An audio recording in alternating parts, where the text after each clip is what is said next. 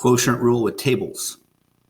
Let G be a function such that G of 4 is equal to 16, G prime of 4 is equal to 12. Let H be a function, H of x is equal to the square root of x. Let H of x be defined as H of x is equal to G over big H is equal to little g over little h function. Find H of 4. All right, so we have everything for G. We just need the 4 and H. So let's go ahead and do that. So what's H prime? We're missing that. H prime is, this is really x to the 1/2. So hopefully you know that by now. We've been seeing this a lot already. Square root of x is equal to x to the 1/2. All right, so we move the 1/2 in front. We subtract 1 from 1/2 and we get negative 1/2. Okay, and might as well, I don't know if I want to, yeah, I guess we need to. So that would be 1 over 2. The x to the 1/2 is really square root of x. All right, so now we need to plug in our 4. So H of 4 is equal to square root of 4, which is 2. H prime of 4 is going to be 1 over 2 times square root of 4. 1 over square root of 4 is 2. 2 times 2 is 4. H prime of 4 is 1/4. All right. So, and I already know that the quotient rule has all of this inside, but let's go ahead and rewrite it in terms of this. So G is on top, H is on bottom.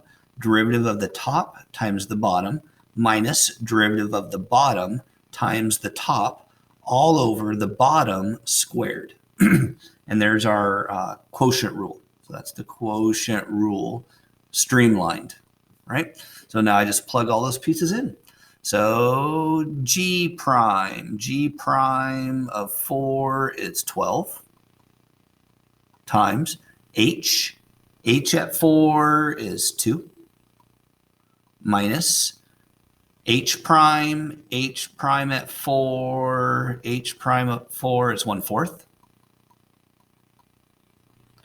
times G at 4 is 16 all over H squared, H at 4, so that would be 2 squared. So you're just, all we did was just plug each of these parts into this formula. Especially like if it's just the function, I'm kind of used to doing that in my head a little bit, doing the derivative, but plugging in numbers, as you can see, is a little bit easily confused or easily to kind of get in the wrong track. So definitely, if you need to, maybe write your formula more next to where you're doing your work. That's my biggest trouble, was going back and forth so far. All right, simplifying, 12 times 2 is 24. 1/4 of 16 is 4. 2 squared is 4. 24 minus 4 is 20. Divided by 4. 4 goes into 25 times. I get 5. Okay. Next one. Same type of problem. This one's a little bit easier. They're giving you all the steps. And let's go ahead and just rewrite our formula. So the formula is, and it's at x equals -1. The table lists values for f and g and their derivatives. So everything's laid out for us. The last one we had to find it. So our f over g derivative is going to be the derivative of the top times the bottom minus the derivative of the bottom times the top all over the bottom squared. All right.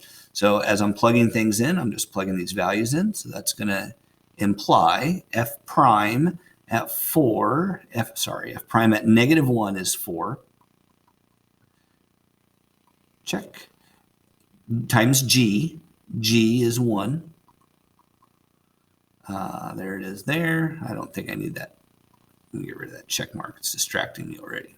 All right. Minus g prime. G prime is -2. And times f at -1 is 3. All over g squared is 1 squared. That gives me 4 minus plus 6 over 1. I got 10.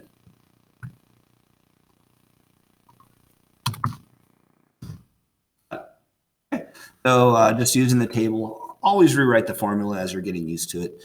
That'll minimize your mistakes. And exactly the same kind of problem.